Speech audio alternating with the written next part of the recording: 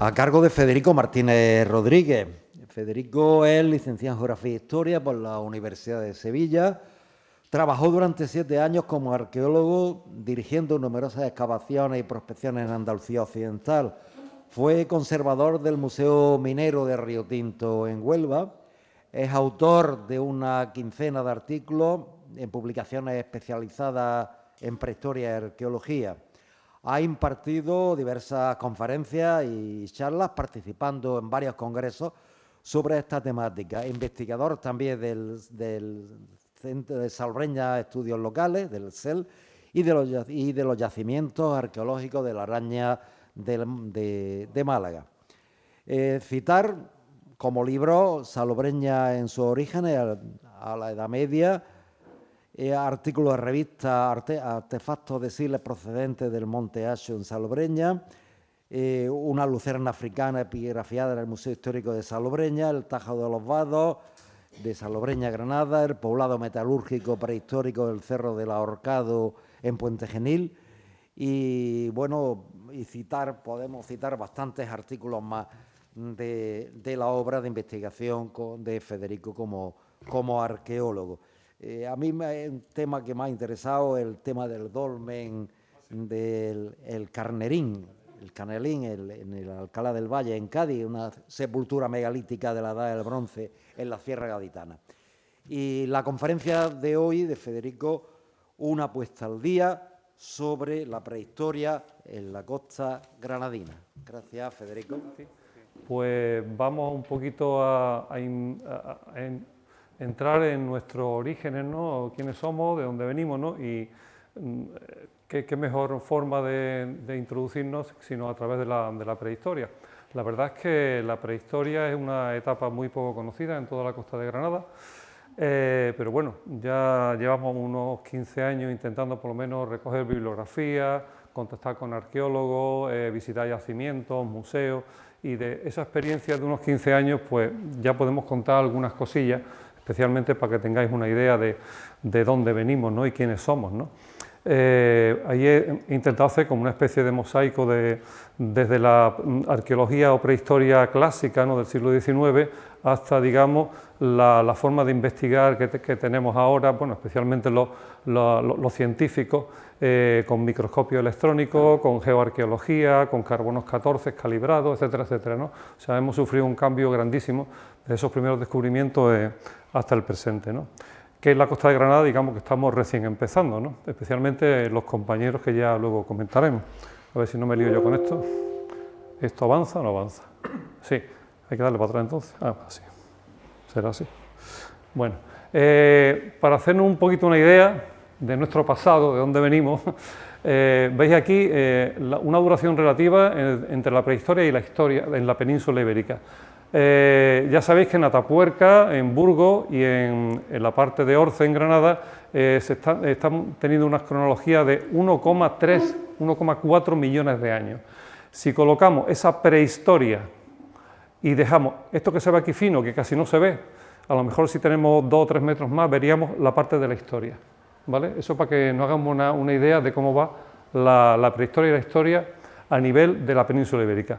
Si tenemos en cuenta los datos actuales de carbono 14 en Cueva de Murciélago, andamos solamente por 14.000 años, comparado con un 1,4 millones de años, que hemos dicho antes, es una diferencia increíble, pero decimos que estamos empezando a investigar aquí de manera seria en la costa de Granada. Sin embargo, como veremos más adelante, además de estas fechas de 14.000, es posible que podamos andar ya por los 40.000 años en unos descubrimientos que todavía se están investigando en la zona de Salobreña, de uno de los barrancos, ¿vale? Por tanto, hay cosas muy novedosas y, como veréis, esa profundidad en el tiempo, eso de dónde venimos, puede ser que sobrepase la propia especie del Homo sapiens, que somos nosotros, en el tiempo. Pues ya aquí nos metemos en nombre de Neandertal, de los 40.000 años hacia atrás. Bueno, un pequeño esquema para que veáis la problemática que tenemos tan grandísima en cuanto a la investigación de la prehistoria de la costa de Granada.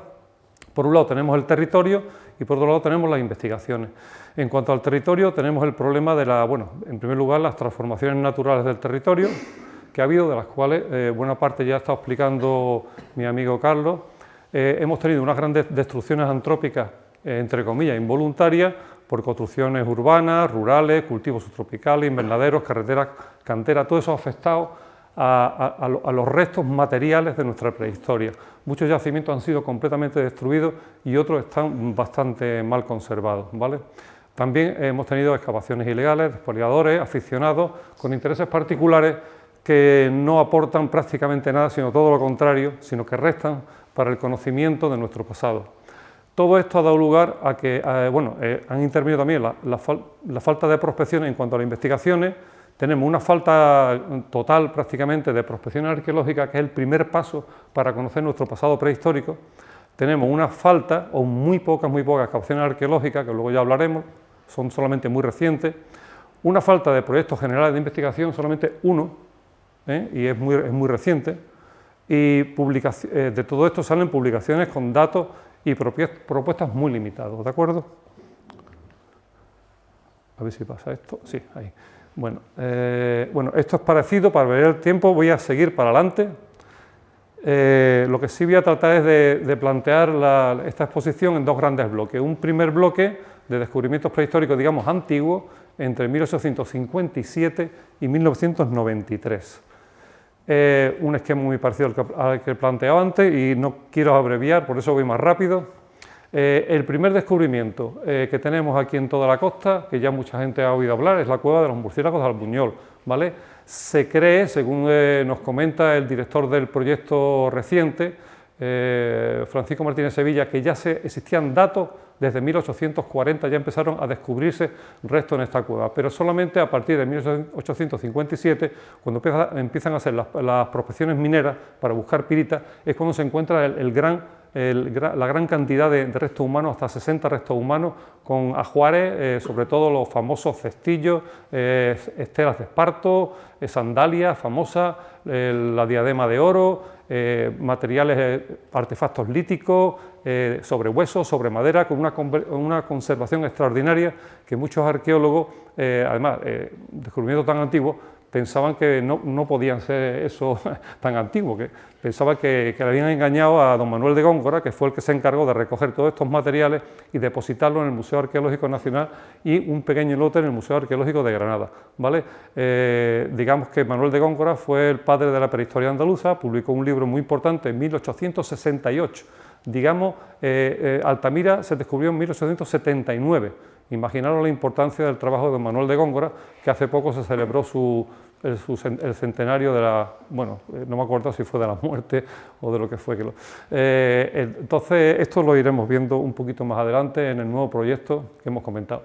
De esos años, de final del siglo XIX, pasamos a 1918, donde el abate Breuil, que muchos consideran como el papa de la prehistoria, pues en su viaje por Andalucía y por la península ibérica, refiere en uno de sus libros, que tenéis aquí, de 1925, que en la zona, supuestamente de los llanos de Carchuna, que él llamó, se encontró estos dos cruciformes antropomorfos en pintura esquemática de color rojo. Por desgracia, se han intentado buscar por esa zona esas dos pinturas, pero no se han encontrado. Pero sí confiamos por la autoridad tan importante que tenía este prehistoriador, de que realmente él vio y recogió esos cruciformes, pero que se han perdido, ¿vale? En la zona de Lentejí, el río Lentejí, hay un dato muy interesante del ABC de 1935, el repecho de la Tinajilla, que se encontraron una serie de tumbas, de cistas, de piedra, con enterramientos dentro y con ajuares que ellos llamaron tinajillas, esto que lleváis aquí, que son unos vasos carenados o tulipas propias de la edad del bronce, ¿vale? El problema es que se destruyeron muchas tumbas, puede ser en torno a una docena de tumbas individuales, de cadáveres flexionados, como es lo típico en la edad del bronce, y a partir de ahí se perdió la pista porque se pensó que esto estaba completamente destruido. Sin embargo, en una visita que hicimos en el año 2018 vimos que ahí hay todavía yacimientos que se puede investigar y, en fin, ya lo comunicamos a las autoridades pertinentes, y se trata además de una necrópolis que está bastante destruida, pero los de la edad del bronce tenían la costumbre de colocar sus poblados justamente encima de las necrópolis, o al revés, vamos, o sea que ellos vivían en unos cerros, digamos, en terraza, ponían sus viviendas y a los muertos que se iban muriendo los enterraban justamente debajo de las casas. Una costumbre que ha ocurrido muy pocas veces en la historia, pero en la Edad del Bronce era típico, ¿no? Y se conoce que algo así debió ocurrir ahí. En la zona de la herradura, Pago del Sapo, estáis viendo aquí la herradura, al norte un poquito de la herradura tenéis una zona que también se calificó como necrópolis porque se encontraron como 4 cistas de piedra y una cista de mampostería con materiales como los que veis aquí, una especie como de puñal o espada corta, los típicas tinajillas que decíamos antes, vasos carenados, tulipas, y que seguramente en esta zona también habría un poblado, también de la Edad del Bronce, con necrópolis integrada bajo las casas. Pero es una zona que se ha cultivado mucho, creo que ahora hay subtropicales, se ha roturado y prácticamente no se puede saber nada más sobre eso. Es decir, otros yacimientos más destruidos o semidestruidos. La Cueva del Capitán, en Salobreña, 1963, don Manuel Pellicer, que fue profesor mío en la Universidad de Sevilla, excava aquí un pequeño sondeo y María Soledad Navarrete, en el 70, excava justamente aquí. Encontraron como 1,5 metros de estratos, de niveles prehistóricos, que los veis aquí, primero un nivel superficial, neolítico, calcolítico, Edad del Bronce, y después unos niveles más inferiores de neolítico antiguo y pleno, aquí veis la fecha, hace 7.000, 6.000 años, y un nivel de base muy interesante que don Manuel Pellicer pues, calificó de epipaleolítico mesolítico, donde encontró una serie de huesos quemados, vértebras de peces, ocupación prehistórica humana, pero sin más materiales, ¿no? Lo que sí encontró en la parte neolítica muy interesante, las típicas cerámicas decoradas, con impresiones, con incisiones, muy típicas del neolítico antiguo. Fue la primera excavación reglada que se hizo en toda la costa tropical, a nivel prehistórico. En el Paseo de las Flores, en Salobreña, cuando se reestructuró la zona esa del paseo, tanto en el 67 como en el 76, se encontraron al menos, que se tenga noticia, 4 tumbas que no pudieron ser investigadas, pero que tenemos algunos datos. Eran 2 cistas, una de ellas de piedras, como las que hemos visto anteriormente, otra de mampostería, una covacha natural con laja de cubierta y otra covacha natural con laja de cubierta.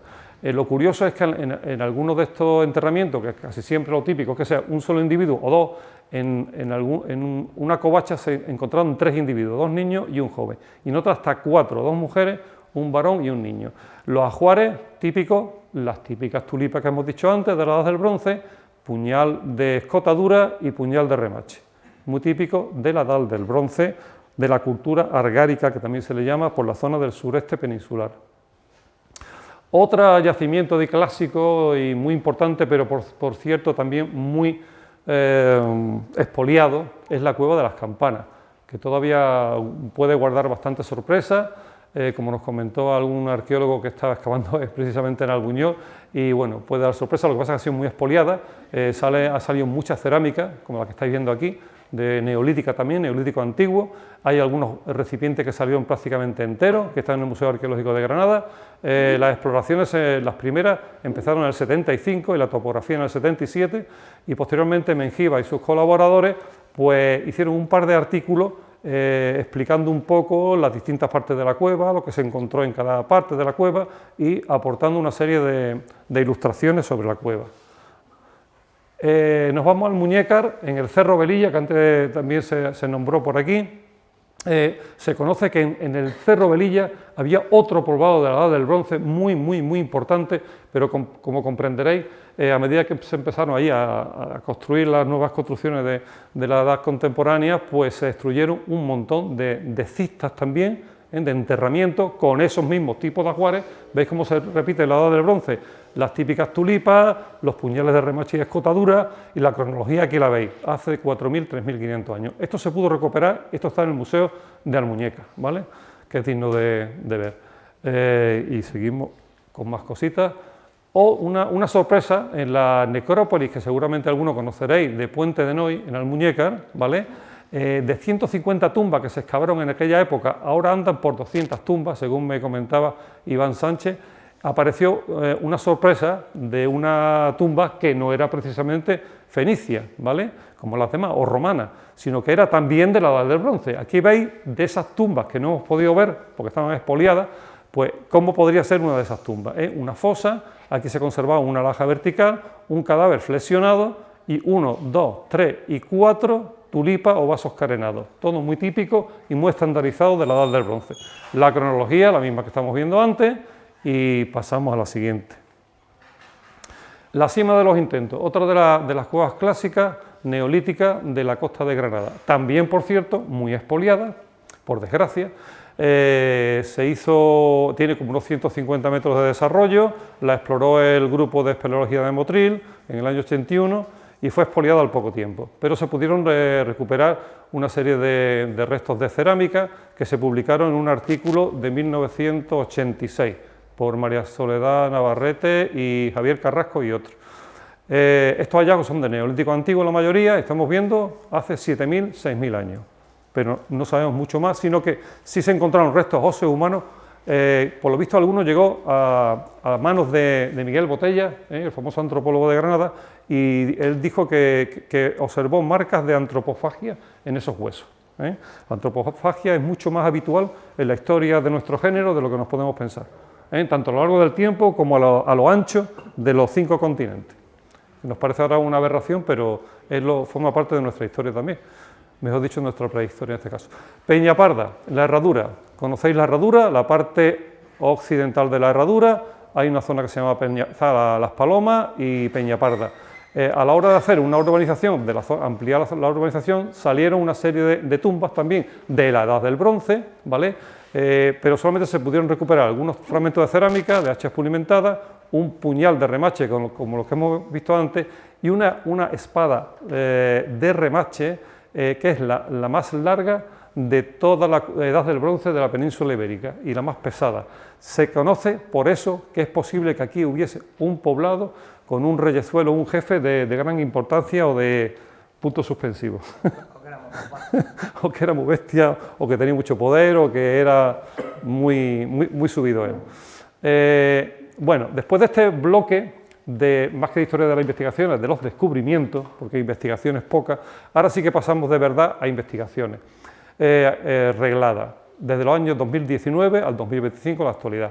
Tenemos varias actividades arqueológicas ya regladas, ya no son, digamos, hallazgos así fortuitos, que se sabe algo, que se pone una noticia en la prensa, que no se sabe nada, que se pierden los objetos, esto ya es otra cosa. Aquí tenemos una serie de actividades, las más importantes son las siguientes. En el 2019, en una actividad arqueológica puntual en el abrigo Zacatín, en Huachos Castel. Eso está justamente por encima de Calahonda, un poquito más arriba. Sobre todo, el Proyecto General de Investigación, el PGI, de la famosa cueva de los murciélagos que vimos al principio, que Francisco Martínez Sevilla, granadino, pero que es profesor titular de la Universidad de Alcalá de Henares, pues propuso un proyecto de investigación que se lo concedieron hasta el 2024, como veis, pero que ahora, por lo visto, ha podido prorrogar. Entonces, eso está dando una cantidad de datos, lo que pasa es que la cosa va muy lenta en cuanto a la investigación de los datos. Nosotros mismos realizamos un estudio de materiales del Monte Hacho, que luego veréis algunas cositas, en el 2023, y también, bajo la dirección de David Expósito, también colaboramos en una prospección superficial de Salobreña, año 2023-2024. Como veis, las investigaciones, estos sí que son ya investigaciones con una metodología actualizada, para lo cual hay que plantear un proyecto de actividad arqueológica, hay que contar con un equipo interdisciplinar de diferentes especialistas y tenemos una fase de campo y una fase de laboratorio. En la fase de trabajo de campo, un registro de datos de los yacimientos, de la excavación, de la prospección que se haga, con todo tipo de técnicas a lo que dé el presupuesto siempre, lógicamente. En el trabajo de laboratorio, pues tenemos el estudio de los datos de campo, la analítica de los materiales orgánicos e inorgánicos, las dataciones absolutas con métodos físico-químicos. Todo ello, ¿qué nos da? Nos da un conocimiento científico a lo que puedan dar esos datos materiales sobre cómo vivían nuestros antepasados, cómo morían y cómo era su entorno. De este conocimiento científico, lo que estamos haciendo ahora, publicación de los resultados, bien con publicaciones científicas divulgativas, o bien con charlas, con conferencias, y siempre lo que nunca se había hecho prácticamente en la prehistoria, conservación. Señores, lo poco que tenemos que conservarlo. Conservación de los propios yacimientos y conservación de los artefactos y los materiales que se encuentran en esos yacimientos. Ya hemos dicho que estamos en este bloque, en el segundo bloque ya de investigación. El primer yacimiento que se ha excavado, aunque solamente en un periodo de un mes, pero con metodología completamente científica y actualizada, ha sido el abrigo Zacatín de Gualchos Castell. Si veis, cada onda estaría aquí abajo, cogemos la carretera con sus curvas, subimos ahí por el Cabo Sagradí y seguimos para adelante, y aquí nos encontramos que la antigua carretera de la costa cortó un abrigo rocoso que es el que estáis viendo aquí. ¿Ahí qué ocurre? Pues que se veía un perfil de varios metros con niveles de ocupación prehistórica. Se dio la alarma en 2005 y solamente se pudo actuar hasta 2019. ¿Veis? En ese espacio de tiempo, pues, bueno, Carlos y algunos compañeros, pues, digamos, mandamos la noticia a la delegación, a la Universidad de Granada, y solamente se ha excavado y se ha atendido hasta 2019, con el correspondiente deterioro desde entonces. Lo interesante de este yacimiento es que tenemos tres fases principales. La primera es mesolítico, entre 8.800 y 7.900 años por carbono 14, son cronología absoluta entre comillas. Tenemos un segundo y un tercer periodo que son del neolítico antiguo, uno es arcaico y otro avanzado. Ahí veis las cronologías. Es muy típico del neolítico, veis la cerámica con impresiones, con relieves, son muy típicas, forma simple, semiesférica. Este ejemplar lo presentamos, ¿te acuerdas, Manuel? Lo presentamos aquí, lo pudimos recuperar de aquella manera, un poco casi pillándonos los dedos, pero queríamos que se conservase y está en el museo de aquí de Motril, y es un recipiente que los investigadores valencianos llaman anforoide. Aquí en Andalucía no lo llaman así, pero no está mal la denominación, ¿vale? Seguramente para almacenar líquido efectivamente, especialmente podría ser agua y podría ser otro tipo de líquido, en fin. Y aquí vemos algún colgante, seguramente de algún collar o de alguna zona del pelo. Aquí tenemos una patela ferrugínea, creo que se llama, ¿no, Carlos? Que es poco habitual ahora, y en el neolítico hoy se daba mucho más. Bueno, esto sí que es una cosa seria, señores. ¿Os acordáis al principio que os puse la primera que os puse de la cueva de los murciélagos de Albuñol? Don Manuel de Góngora, siglo XIX, pues resulta que don Francisco Martínez Sevilla, que bien conocemos, tuvo la gloriosa idea de proponer este proyecto de investigación, se lo concedieron. Esto va muy lento porque imaginaros que un solo mes de excavaciones o de investigación puede dar lugar a 5, 6, 7 años de investigación y de resultados. La cosa va despacio, pero va muy interesante. Los objetivos de este proyecto, en primer lugar, la analítica de los objetos que se conservaban en el Museo Arqueológico Nacional y en el Museo Arqueológico y Etnológico de Granada. Los famosos cestillos de la cueva de los murciélagos, las alpargatas, los tejidos, las maderas, en fin, el material orgánico. Aquí tenéis unos astiles de flecha también muy interesantes, y entonces el objetivo, la analítica de esos objetos conservados. Un escáner 3D de la cueva que lo podéis, digamos, consultar a través de internet, que se puede visitar la cueva de los murciélagos en plan escáner 3D. También querían hacer una prospección superficial de la cueva para ver qué restos todavía podían quedar, y cogerlos y analizarlos. Y también querían hacer por lo menos un sondeo o 2 sondeos arqueológicos en profundidad para ver cuál podía ser la estratigrafía o los diferentes periodos de ocupación de la cueva. Los resultados más importantes, ¿cuáles han sido?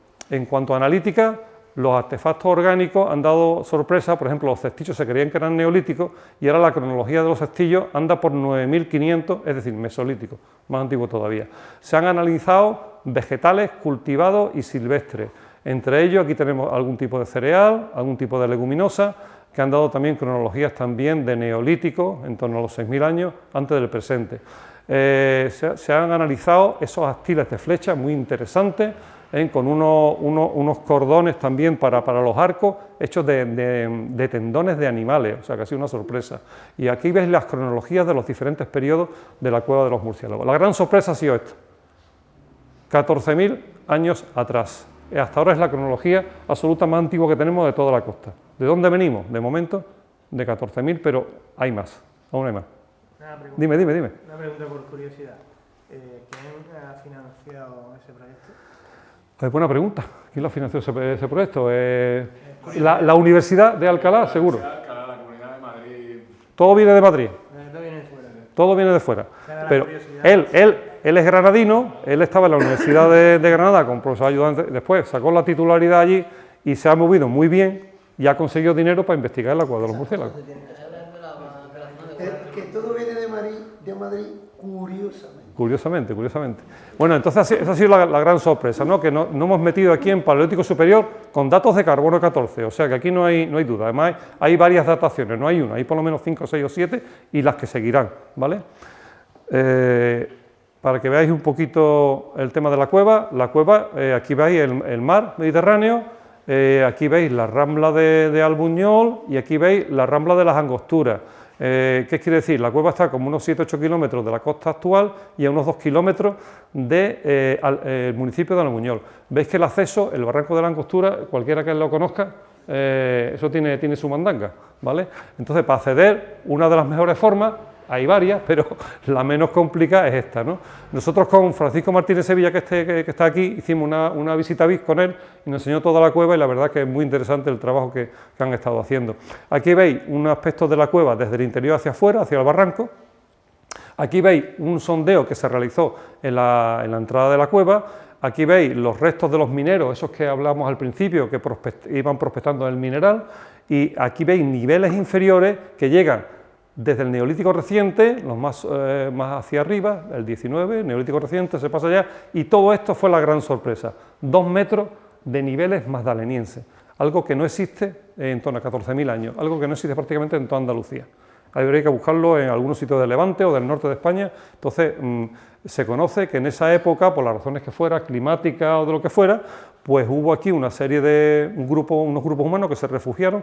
Además, las cronologías son todas muy parecida, no lo veo muy bien, 14.200, 120, 14.000 no sé qué, o sea, todo en torno a 14.000, hubo una ocupación intensa de la cueva de los murciélagos, cosa que no se tenía ni idea, hasta que se hizo este sondeo arqueológico, ¿vale?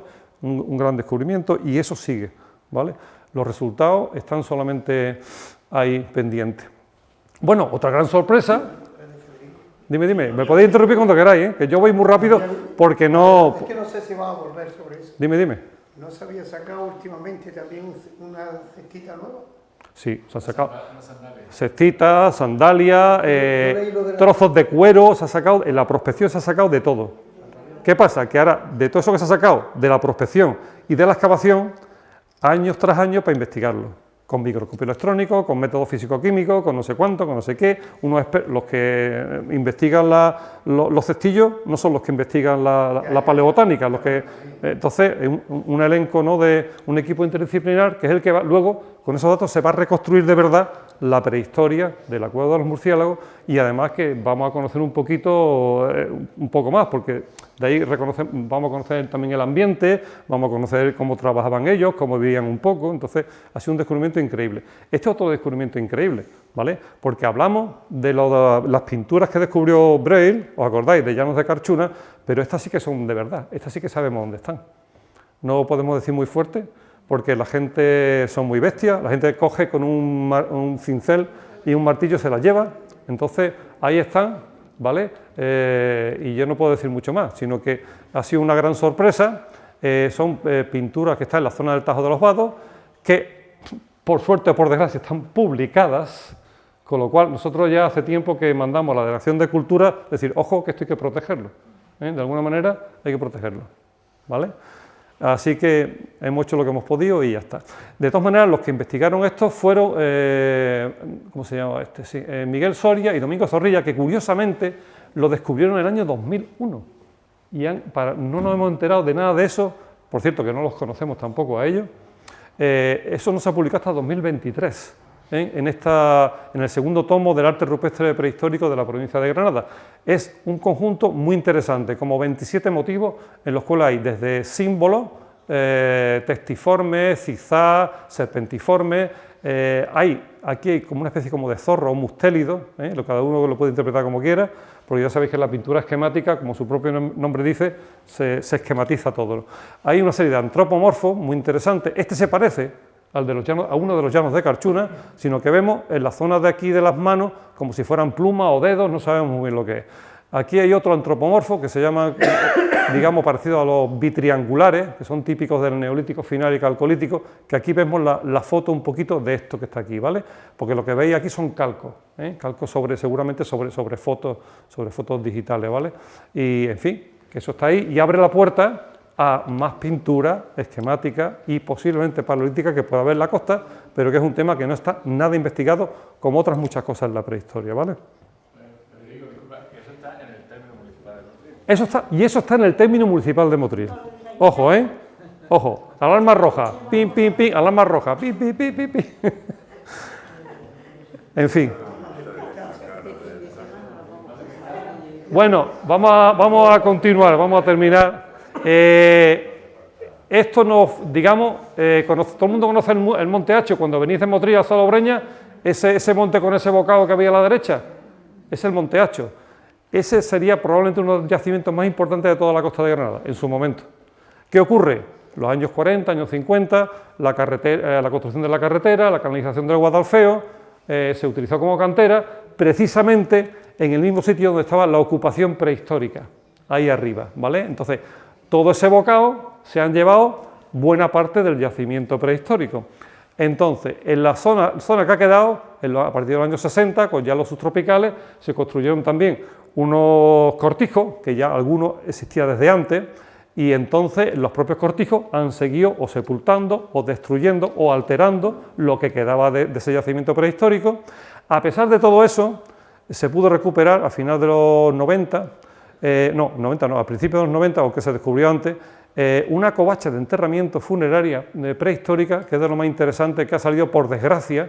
Los materiales que salieron son de segunda mano, no se pudieron investigar, pero sí se conserva en el Museo de Salobreña, que por cierto se va a inaugurar dentro de poco. Para el que le interese el tema, la fecha tiene que estar muy cercana, mediados de noviembre por ahí, y os va a gustar. Al que le guste la historia, la prehistoria y la arqueología, vaya a disfrutar en ese museo.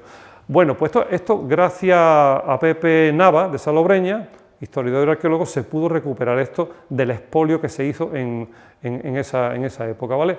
Entonces, vemos aquí un conjunto muy interesante. Aquí está solamente una parte, como al menos 6 individuos, que es el conjunto, digamos, más antiguo y relativamente bien conservado que se tiene de restos antropológicos de la costa de Granada, ¿vale?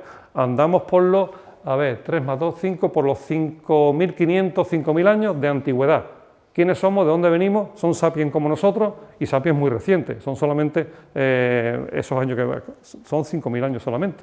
O sea que son de antes de ayer, como quien dice, en la prehistoria. Además de los restos óseos, se recuperaron industria lítica, tanto lítica tallada, de sílex, como macroindustria de rocas duras. Algunas varillas de hueso, alguna cuenta de collar de varicita, y todo un conjunto de cerámica, en torno a 26 vasos de cerámica, de los cuales solamente había 3 o 4 más enteros y los demás estaban muy fragmentados. Esta ha sido la primera monografía. Una anécdota. Dime. Voy muy rápido por no agobiarla.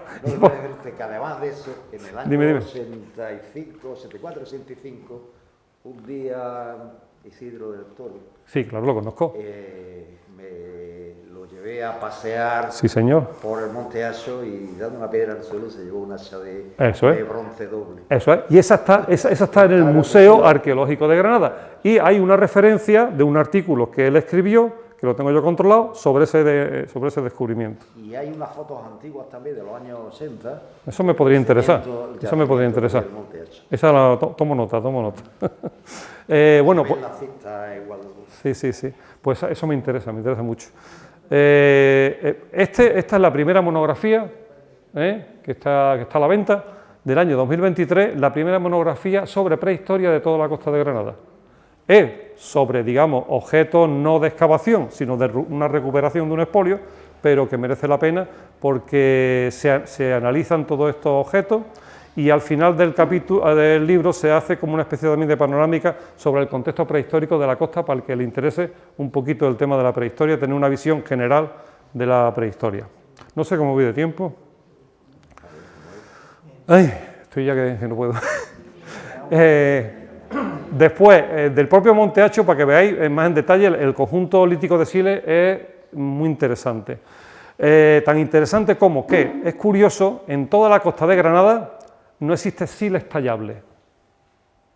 no hay siles que se pueda tallar.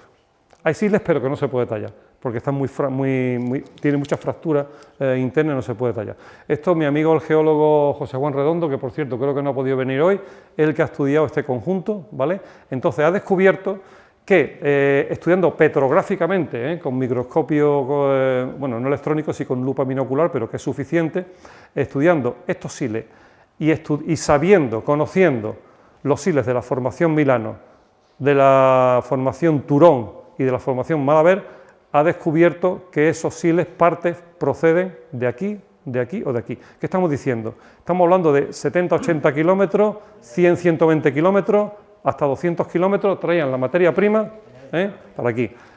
¿Cómo lo hacían? Seguramente había redes de intercambio, no es que viniesen en cada viaje, no, eso es una red, porque hay lo mismo que había poblados aquí, prehistóricos aquí, había poblados por aquí, y iban haciendo su interrelación comercial por redes, ¿vale? Y al final llegaban los objetos a donde tenían que llegar. Aquí necesitamos siles porque no lo tenemos, pues llega. Aquí tenemos, por ejemplo, este hacha de aquí, trozo de hacha es de eclogita. Y este trozo de hacha es de eclogita. La eclogita no existe tampoco en la costa de Granada. La cantera principal está en la Sierra de Baza. ¿Cuántos kilómetros hay de la Sierra de Baza aquí? Unos cuantos, ¿verdad? ¿100 qué? ¿150? Bueno, los que sean. Pero imaginaros cómo son las redes de circulación en la prehistoria. De la eclogita de Baza sale hacia la zona de Cuenca, hacia la zona de Ciudad Real, hacia la zona de Alicante, hacia la zona de las sierras de Málaga y hasta Cádiz. Ahí veis lo que son las redes de circulación. ¿Qué pasa? Que si no investigamos de qué tipo de rocas son, no sabemos si son rocas locales o son rocas que vienen de fuera. Entonces, todo eso nos da indirectamente una pista sobre cómo se movían estos prehistóricos de la prehistoria reciente. También otra cosa curiosa, ya desde el Paleolítico, y aquí estamos en el Neolítico y Calcolítico, en las zonas de interior, hasta 200, 300, 400 kilómetros, encontramos conchas marinas perforadas para colgárselas. Con lo cual, yo muchas veces digo sílex o rocas duras por malacofauna marina para adorno. Seguramente había un trapicheo ahí interesante. ¿Qué ocurre? Que son de los pocos restos materiales que se conservan. No solamente habría intercambio de ese tipo, habría de otros restos perecederos, intercambio de ideas, intercambio de personas, pero siempre imaginaros una red muy amplia de poblados de culturas muy similares, ¿vale? Porque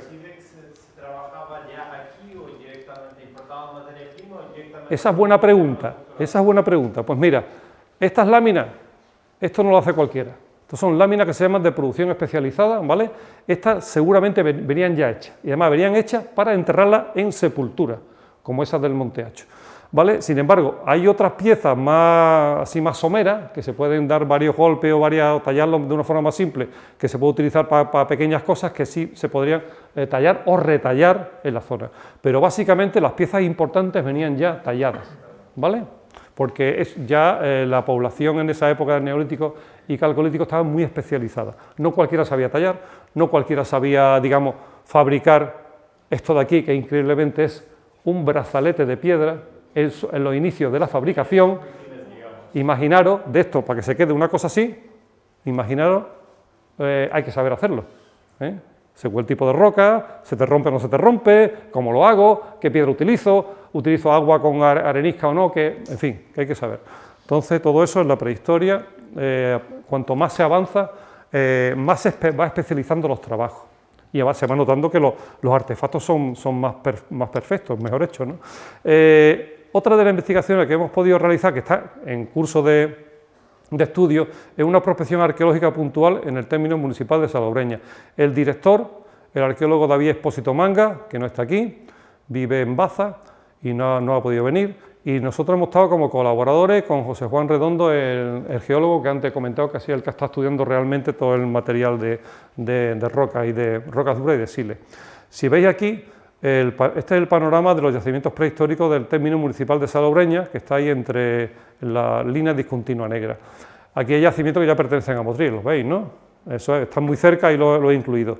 Si veis, los rojos son del Neolítico, los azules, edad del cobre o calcolítico, y los de edad del bronce están en negro, ¿no? Veis cómo hay yacimientos donde hay una prolongación del asentamiento de la población, como la Cueva del Capitán, por ejemplo, como en el Monte Hacho, que ya lo hemos comentado, en el Peñón de Salobreña, curiosamente, ese islote que habéis visto, que se hablaba de, bueno, que si había una ermita, que si no sé cuánto, sabéis que eso estaba frecuentado desde hace por lo menos 7000 años. ¿Qué significaba? Que si había 500 metros de mar, esa gente tenía que llegar de alguna manera, a lo mejor no llegaban nadando. Como decía Arteaga, es una prueba indirecta de unos comienzos de la navegación, ya en esa época, de hace unos 5000 años, 5000 o 7000 años, ¿vale? Porque hay cerámica del Neolítico antiguo también.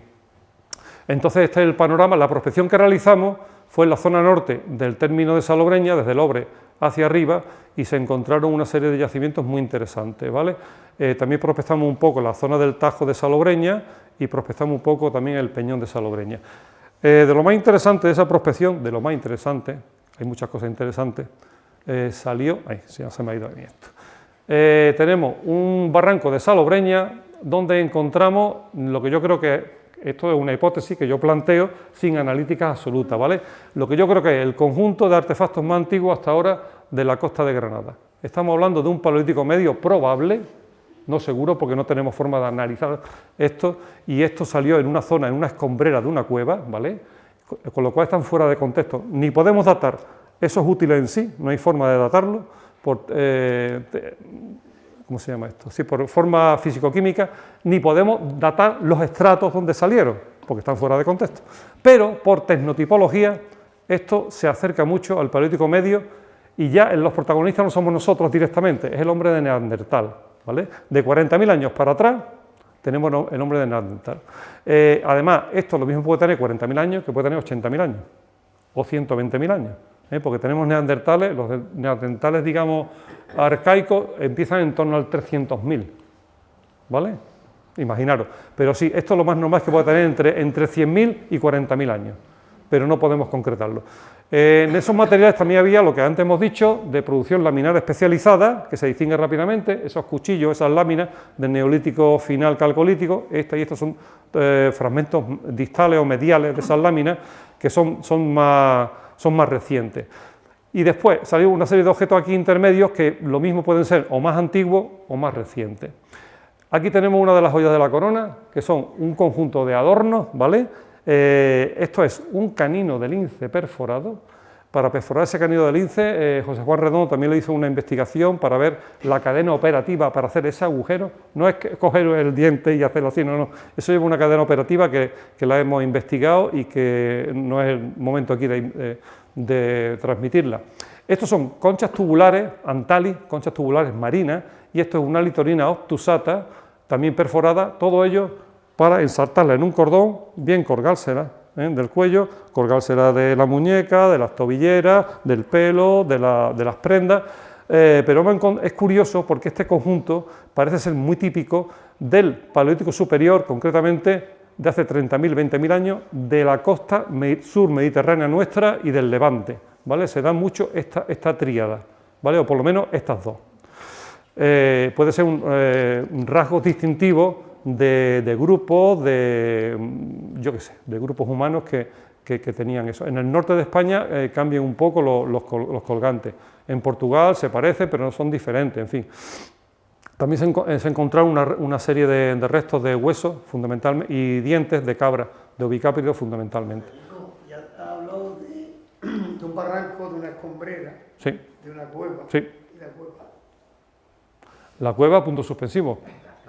La cueva está... No, no te hablo de la cueva está prácticamente expoliada, porque esas escombreras la produjeron seguramente, según hemos visto marcas de picos, marcas de, en fin, de haber picado para sacar ese sedimento, para buscar mineral, entre comillas. Aflora hierro, no sabemos si lo que buscaba el geólogo José Juan lo está mirando, dice que es posible que fueran prospectores de hierro, final del siglo XIX, principio del siglo XX. Hemos estado mirando las concepciones mineras y todo eso, y según... Eso es, prospecciones en cuevas. Coño, en toda la Sierra Luja, por ejemplo, ¿no? Pero que la cueva está, que la cueva está.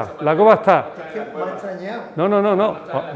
A ver, hemos hecho la topografía de la cueva y todo, sabemos el potencial arqueológico que tiene, el 90 y tantos % de la cueva está, eso estaba colmetado casi hasta el techo, y solamente quedan en algunas zonas algunos relictos de sedimentos que esperemos que en un futuro se puedan estudiar. Lo primero que nos gustaría hacer es un cribado de la escombrera, y en la siguiente fase a lo mejor se pueden excavar los sedimentos que quedan, pero claro, ¿qué pasa? Proyectos de investigación, financiación, equipo multidisciplinar, etcétera, etcétera, que eso lleva su tiempo, pero por lo menos que quede un poquito ahí en el aire, sin saber mucho dónde está la cueva, ni lo que queda ni nada, porque entonces, si levantamos la liebre muere, la liebre muere, ¿vale?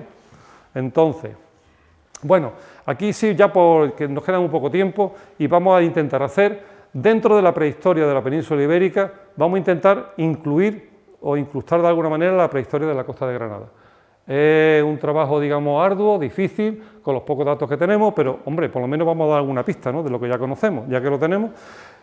Aquí tenéis los grandes bloques de la prehistoria, con sus líneas del tiempo cronológicas, que no es, digamos, una línea, digamos, homogénea, sino que el paleolítico, si lo tuviese que poner aquí en 1.000.000 de años, tendríamos, yo no sé cuántos metros tendríamos, pero bueno, por reducirlo, porque nos quepa aquí, lo tenemos de esa manera. Tenemos paleolítico inferior, paleolítico medio, paleolítico superior. En el inferior, los protagonistas, que sepamos hasta ahora, no somos nosotros, Homo antecesor, Homo heidelbergensis, y en el paleolítico medio, hombre de Neandertal. A partir de 40.000, aproximadamente, 37-38, ya llega el Homo sapiens, de lo que se sabe hasta ahora, ¿vale?, que ya es paleolítico superior. Entonces, ¿qué nos encontramos en la costa de Granada? Vamos por etapas, ¿no?, para no liarnos mucho. Dentro del paleolítico, lo que hemos dicho, lo del Barranco de Oñate, esto es una propuesta. Podemos tener casi paleolítico medio en Barranco de Oñate. De paleolítico superior, podemos tener paleolítico superior también en el Barranco de Oñate, los adornos que hemos dicho. En la cueva de los murciélagos, ¿os acordáis? Dijimos magdaleniense, 14.000 años, tenemos paleolítico superior. Esto hasta hace nada, hasta hace, ¿cuánto?, 3-4 años, no existía el paleolítico en la costa de Granada. Ahora que se están haciendo investigaciones, pues está saliendo el paleolítico como era natural. De mesolítico, ¿qué tenemos de mesolítico? Cueva de los murciélagos, los cestillos de la cueva de los murciélagos son mesolíticos, eso sería aquí, mejor aquí. Mesolítico, cueva de los murciélagos, los cestillos. Tenemos en el abrigo Zacatín, los niveles de base del abrigo Zacatín son mesolíticos. El nivel de base de la cueva del Capitán posiblemente fuera mesolítico, pero no se ha datado con carbono 14, con lo cual ni aparecieron útiles tampoco que se pudiesen reconocer, sino restos de pescado, restos de animales, restos de peces. Había ocupación humana, pero estaba por debajo del neolítico, pero no sabemos si era un neolítico muy antiguo o si era un mesolítico. De neolítico ya es una época de expansión en toda la costa, que se conocen ya muchas más cosas.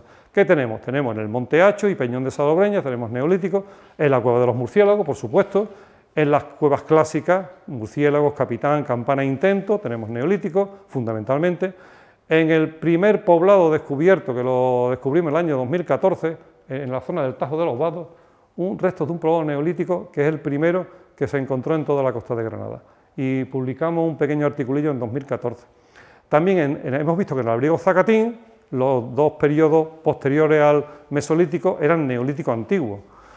¿Qué tenemos de la Edad del Cobre? Estos son solamente algunos yacimientos, tenemos como 50 o 60 yacimientos que salen en la bibliografía prehistóricos, pero que se conocen muy poco la mayoría de ellos. Estos son los que se conocen un poquito más. De la Edad del Cobre tenemos materiales de la Edad del Cobre, siempre cerámica, en el Monte Hacho, en el Peñón de Salobreña. Tenemos Edad del Cobre en Salobreña, en la zona del Castillo y Paseo de las Flores, y es posible que en la cueva de los murciélagos haya algo de Edad del Cobre. En la cueva del Capitán es posible que haya algo de la Edad del Cobre, los materiales que se sacaron no están muy claros. La Edad del Bronce, ya hemos visto que había muchas necrópolis, muchas tumbas de la Edad del Bronce, es una gran eclosión de poblamiento y de ocupación del territorio. Se ocupa prácticamente todo el territorio de la costa, increíble. O sea, yo no sé, yo creo que en la Edad del Bronce en la costa hay más ocupación del territorio en extensión, más que en el mundo romano, por ejemplo, y habría que ver en el mundo musulmán, el mundo árabe, o musulmán mejor dicho, es increíble. O sea, decía Malpica, Antonio Malpica, que él estuvo haciendo una prospección de medieval en toda la costa de Granada, que en cada barranco él encontraba cerámica que no era cerámica a mano islámica, sino que era cerámica prehistórica, en cada barranco. No en cada rambla ni en cada río, en cada barranco. O sea, una ocupación increíble en la Edad del Cobre, en la Edad del Bronce, perdón. Bueno, hemos visto primero el marco temporal y cultural, vamos a ver un poquito el marco espacial, cómo se reparten esos yacimientos en la costa. En cuanto al paleolítico, estamos viendo ya, ¿no?, de más de 40.000 años hemos hablado, hasta unos 11.700 años, pues tenemos solamente yacimientos claros, tenemos aquí el nivel magdaleniense de la cueva de los murciélagos del Albuñol. Aquí tenéis la Rambla de la Angostura y la Rambla del Albuñol. Lo que hemos propuesto nosotros en Salobreña, en el barranco de Oñate, que habría probablemente paleolítico medio y paleolítico superior. Eso hasta ahora es lo único que podemos saber del paleolítico. Aquí hay una gran esperanza, porque hablando con el director de ese proyecto nos comentó que también es posible que haya niveles anteriores al magdaleniense, más antiguos, en torno a 20.000 años, pero eso está en proceso de investigación. En cuanto a los mesolíticos que hemos visto antes, pues tenemos unos seguros, los niveles de Abrigo Zacatín, ¿vale?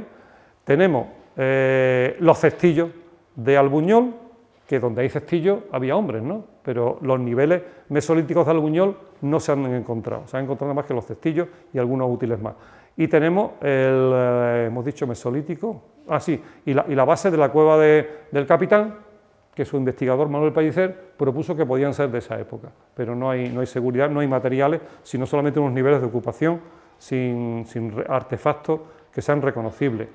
Hemos dicho que el Neolítico ya es una época ya de expansión, vemos cómo se concentran principalmente en el borde de los ríos más importantes, Guadalfeo, cerca de la Rambla de Gualcho, o bien de la costa, o bien de las cuevas que hay en el Cars de Calahonda, y luego la zona de Albuñol, la cueva de los murciélagos, y un pequeño yacimiento aquí en la costa también cercana, entre comillas, a Albuñol. Es el reparto de unos 14 yacimientos que tenemos del Neolítico. La ocupación del territorio sigue aumentando durante la Edad del Cobre, veis las cronologías, pasamos a unos 19 yacimientos, todos siempre que aparecen en bibliografía, que a ver, seguro que hay muchos más, pero esto nos remitimos a la bibliografía. Vemos como no solamente se ocupa la zona de los ríos, sino que se ocupan barrancos más pequeños, zonas elevadas, la costa a lo mejor está menos ocupada, pero vemos como el territorio va teniendo más importancia, ocupar más espacio en el territorio. Algo que todavía se incrementa más es lo que hemos dicho, la Edad del Bronce. ¿Veis? Que tanto hay yacimientos que están muy metidos hacia adentro, veis aquí, el 20, el 21, el repecho de la Tinajilla que hablábamos, de ahí, ¿veis? O sea, se coge un barranco y hay en la zona baja del barranco de los ríos, en la zona media, la zona alta, y eso porque no hay ninguna prospección específica, sino veríamos como el reparto del territorio saldría muchísimo más amplio, ¿no? Y bueno, yo he intentado acelerar para que la gente no se canse mucho, y así estoy sin saliva ya. Primero voy a dar los agradecimientos, ahí veis, a Faustina Abeja, ya la conocéis, se ha presentado aquí de la Mancomunidad del municipio, a José García Fuente, presidente de la Autoridad Portuaria, muchas gracias, a don Gerardo Martín, presidente del Aula de Pensamiento, por la iniciativa y por seguir apoyando todo esto, a Manuel Domínguez, por supuesto, una iniciativa yo creo que brillante y que seguro que las conferencias que vienen van a estar muy interesantes, y por su esfuerzo coordinador, y que siga. A los compañeros de SEL, de nuestro grupo de investigación, Domingo Armada, lo tenemos aquí, Carlos Arompa, José Juan Redondo, el geólogo, no ha podido venir, y bueno, y al público asistente, por supuesto, por su interés por nuestro pasado histórico. Y esto es todo.